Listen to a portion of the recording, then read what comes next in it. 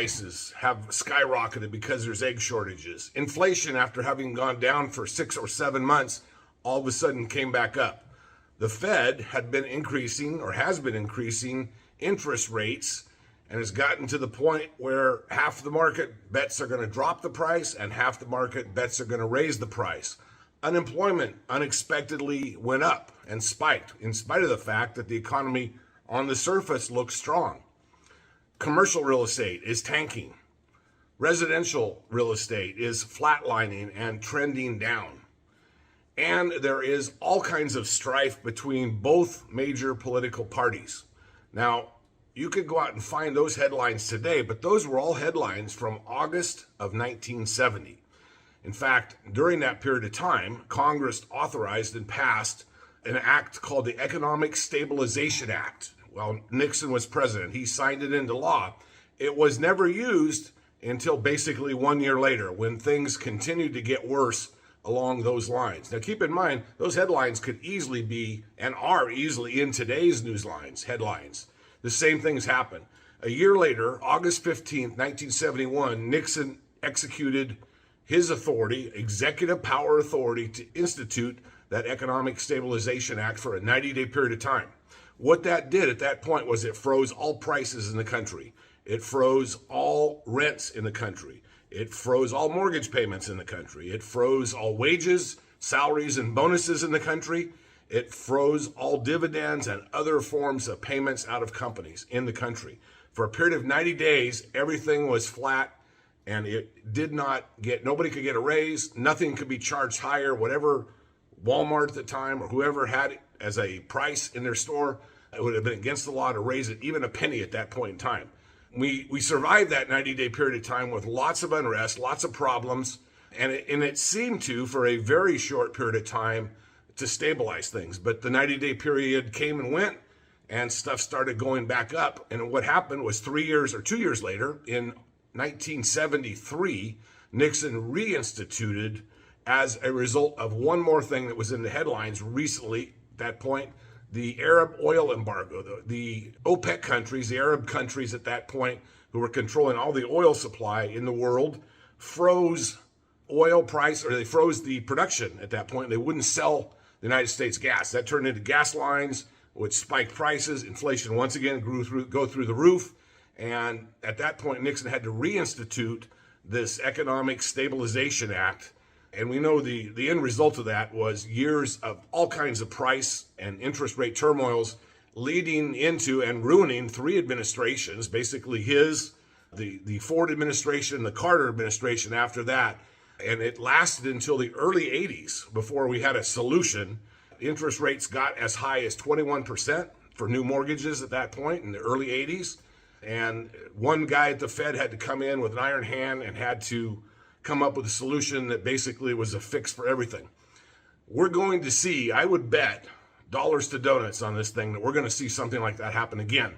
Now, there's been a hesitancy for the last, whatever that's 50 years, for an executive, the president, to actually implement and use that much authority. However, the Obama administration, Obama himself, did unilaterally raise the debt ceiling, the debt limit that we had, for a short period of time, until they basically, and he claimed it was a constitutional authority of his under the War Powers Act, and the fact that the 14th Amendment allowed something like that. It was found ultimately that he couldn't do that, but nonetheless the damage was done. So there is precedence on both sides of the aisle, the Republicans and the Democrats, that they will use executive authority to solve something that can't otherwise be solved. I think the Fed is at the end of their rope in terms of solutions. I don't think they've got a good one either way, whether they raise interest rates or drop them. I think it's a case, as we've been saying for the last year, of too little, too late. They came to the party late. They came to the party drunk. Party's moved on. They're still there. They don't know what to do. They're stuck. They were just too little, too late.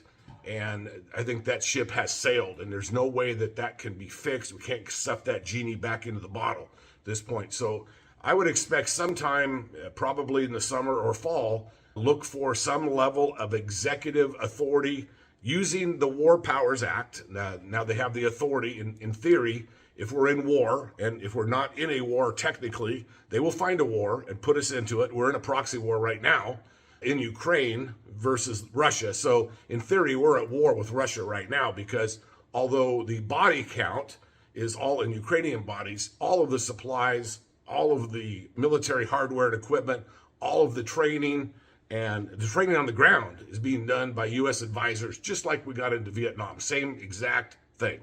So we're up that same old tree again. And you can expect that. I'm not sure Biden is capable of doing that. But if it looks like there's going to be no chance for him to be reelected by this fall, for whatever reason, or he chooses not to run again, expect him to execute under that national authority and freeze everything. So in the interim, now, we all can look at history books today online. We can just use the AI type of chat and find out, what would happen.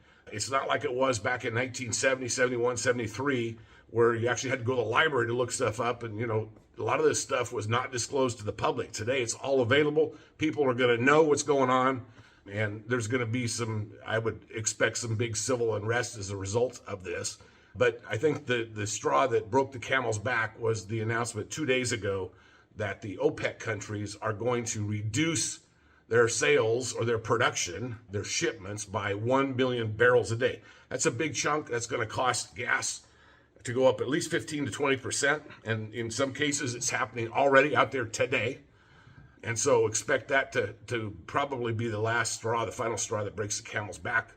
We'll keep you guys updated as we see things going on. But, there's some good things and bad things about it. Frozen price, frozen wages, frozen prices, that type of thing. And we'll talk about that more in length on a longer video. But I think it is a fait accompli. I think it's going to happen at some point, and probably either later this summer or early this fall. Hey, thank you for watching.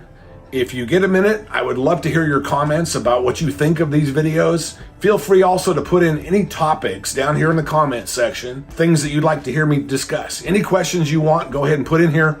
We'll make sure we get a video on it when we get time. And as always, please like and subscribe. Hit that ring the bell button as well to get notified every time there is a new video. Thanks a lot, everybody.